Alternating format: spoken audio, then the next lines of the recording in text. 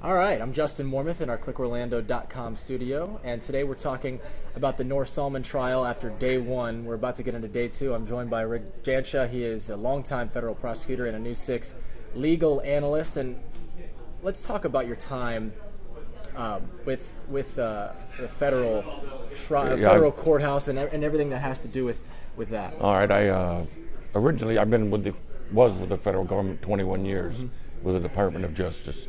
Was in the Organized Crime Drug Task Force in South Bend, Indiana, transferred down here to Orlando, spent 18 years in the U.S. Attorney's Office in Orlando, was in the Organized Crime Drug Task Force, then became supervisor for the entire district from Fort Myers to Jacksonville of all drug prosecutions, and then also managed the U.S. Attorney's Office in Orlando, where I supervised all drug prosecutions. You know, we're talking about the Noor Salman trial, and I don't know if you've had, I wouldn't say similar cases, but maybe cases that remind you of this one that you've handled. Well, right after 9/11, I was designated one of the few that had the top secret clearance to get involved in trying to find out exactly what went on, but we can't discuss any of the facts or circumstances that went on in those cases. But so I have had experience in that in the past. So the judge, Judge Byron, yesterday, 10 jurors, potential jurors, came through. He kept 6 of them. 4 of them were sent home. This is a very tedious and meticulous process. Talk about what he's trying to, what he and the attorneys are trying to figure out as they interview these jurors. Well, it's especially important in this case because the firearms issue, the media issue, the 9/11 terrorist issue, and even the Parkland shooting issue. Those are all questions that the judge got into preliminarily.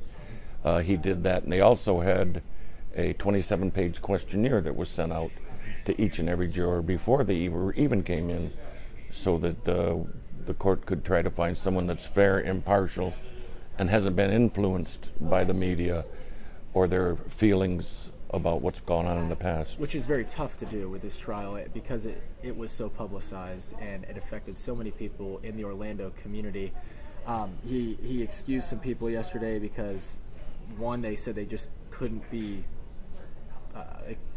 fair to Noor Salman just based on everything they know about the case already, and some of them said they couldn't give attention to the case because of their lifestyle, what they have going on in their life. We had a pregnant a mom who obviously does not fit well for this trial. So when you think about who would fit well, what kind of personality traits, what kind of what do they have to, what kind of characteristics would they need to have? You would want someone that was analytical, that could set aside their past feelings, biases, prejudice, what they know, and do what they're supposed to do, is only judge the case on the evidence and the testimony that's presented, to not go in with any preconceived opinions or notions about terrorism, guns, some of the questions, religion, all of the questions that the judge is covering. Right. You want people, of course everybody's going to have an opinion on that, but you want people that are strong enough and analytical enough that they can set that aside and be fair and impartial. The judge, Judge Byron, spent about 40 minutes on some people, up to an hour with others. Again, they only got through 10 prospective jurors. Today, his goal was to get through 14 prospective jurors. He's expecting jury selection to take upwards of 2 weeks, maybe longer, and then once a jury is seated, he thinks the trial, the testimony itself, will take about 3 weeks. Is that surprising to you? No, not at all. And actually, the 6 that were approved yesterday aren't members of the jury. Right. What they are, they've just been, they're going through a 2-step process. One is, are you qualified enough to sit on the pool?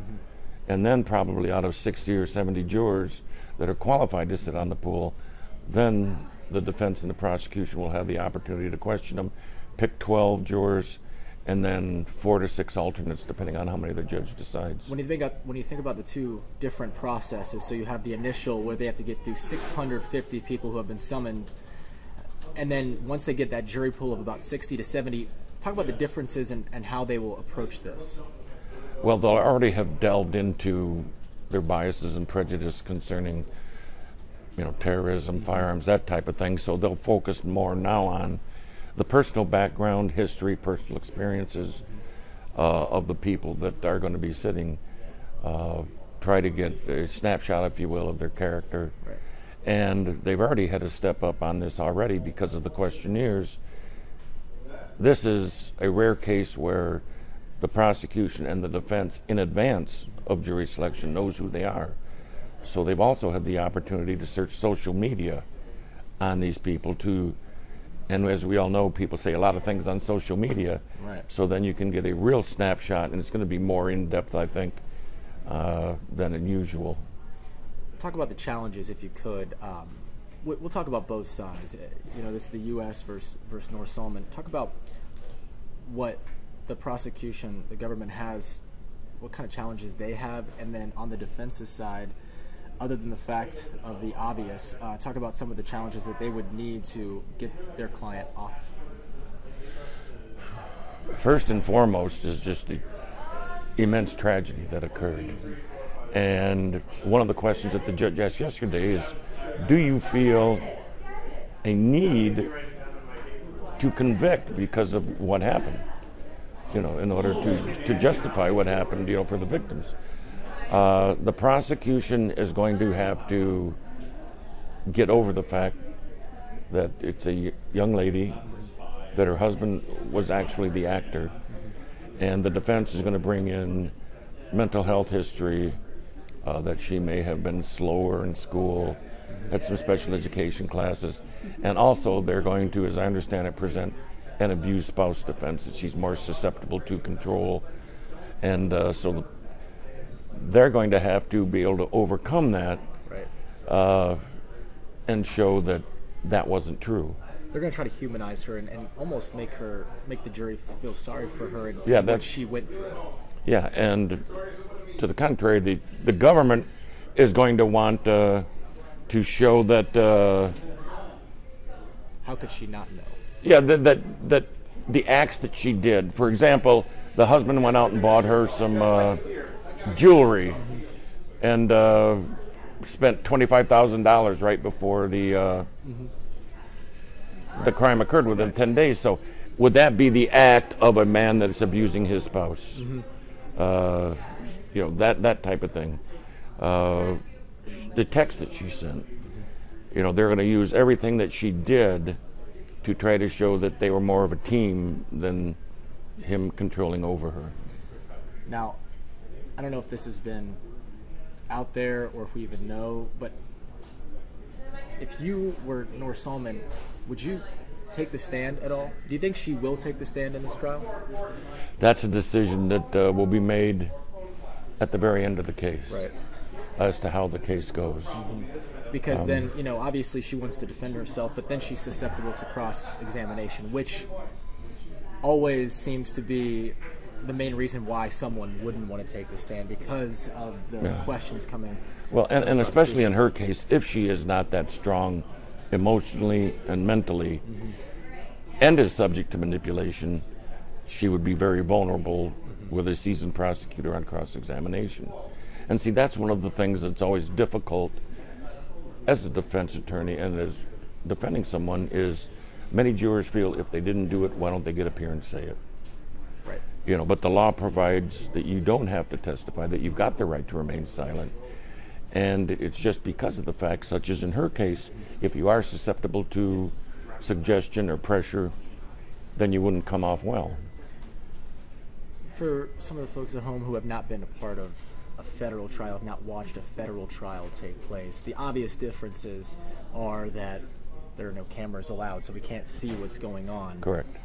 Are there any other differences that you can tell them as far as the differences between federal court, circuit court, and how that would play in this? Federal court's very, very formal. No theatrics. No theatrics whatsoever. They start on time, counsel stays at the podium, has to ask to approach a witness. They can't walk in front of the jury and do histrionics or put on a show. Right. I mean, it's very professional, very formal, and you have to be prepared. I mean, the judge expects in federal court that you know the law, you know the facts, and that you're ready to proceed. And Judge Byron, you are very familiar with. Yes. He, in fact, worked for you. Well, when I was a supervisor in the Right. U.S. Attorney's Office in Orlando, he worked there, and I was one of his supervisors. His personality is one that is definitely strict, but he's a genius, and he's very smart, very sharp. Paul is absolutely brilliant. Is he the perfect judge for this type of Yes, case? he is, because not only is he brilliant, he's an extremely hard worker. So any issues that come up in trial, he'll stay there all night if he has to, to determine and make the right decision.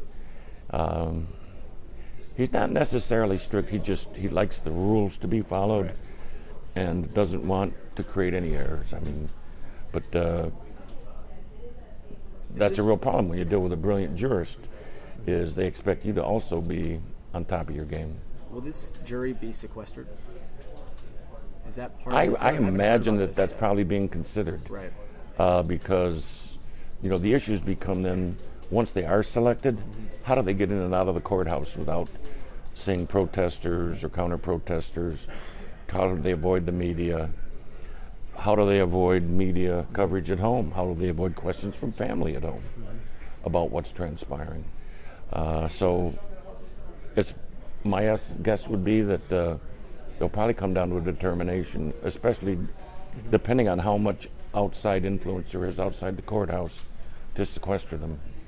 When we talk about the charge that Noor Salman is facing, we have the obstruction of justice, but we also have the aiding and abetting a terrorist organization.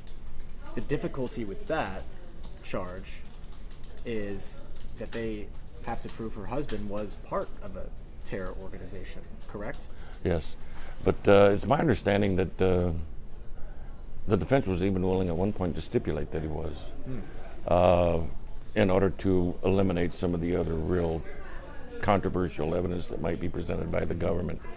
But yes, they will have to show that her husband was involved in a terrorist organization, providing support or personnel to that, and that his wife specifically knew that what he was doing was on behalf of a terrorist organization. That, I think, is going to be the issue for the jury to decide. What can they prove the government beyond a reasonable doubt that she actually knew that he was acting on behalf of ISIS?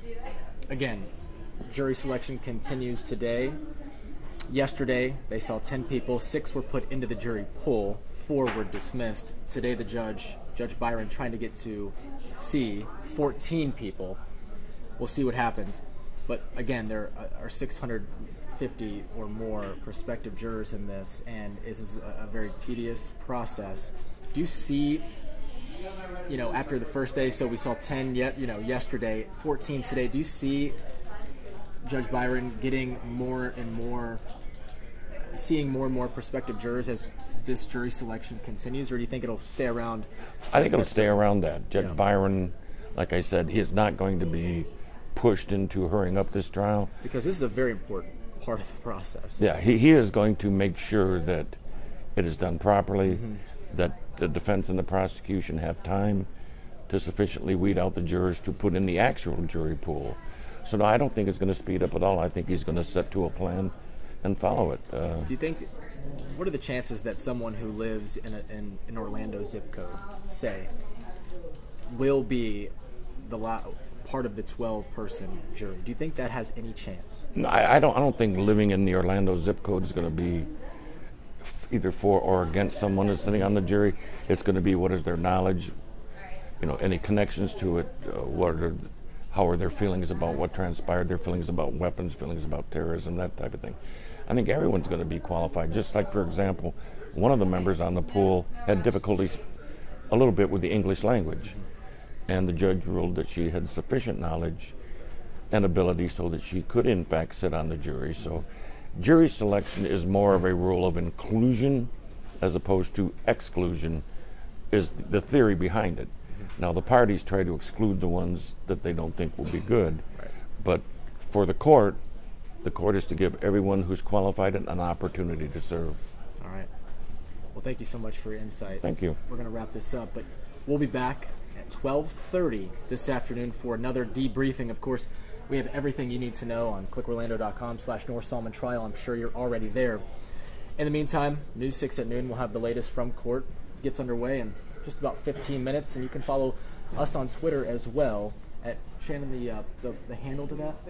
News 6 Pulse Trial is the handle on Twitter, and you can get minute-by-minute updates from inside the courtroom. So thank you so much for joining us. Thank you so much for joining us as well. Thank you. Take care.